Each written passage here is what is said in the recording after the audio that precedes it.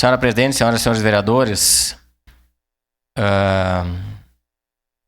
votarei favorável, vereadora Estela, obviamente. A senhora me convidou e até fiz uma fala na semana passada. E eu até fiquei feliz assistindo o Fantástico, vereador Rafael.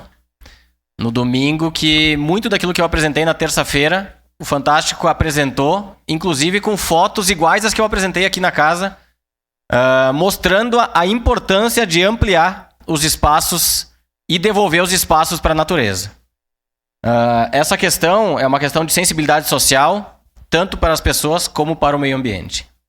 O debate é esse, é sensibilidade social para as pessoas e para o meio ambiente. Então, obviamente que nós temos que trabalhar a questão da prevenção, mas principalmente ter uma atenção para o futuro de tudo que está acontecendo. E as cidades que mostraram, que eu mostrei na semana passada, como exemplo, tanto na Holanda, como na China, como nos Estados Unidos, que se transformaram em cidades esponja, que fizeram áreas de lazer específicas para recebimento dessas águas, vão, de encontro à importância da preservação e não concordo com muita coisa que foi dita, não tem nem, na minha visão não tem nem lógica,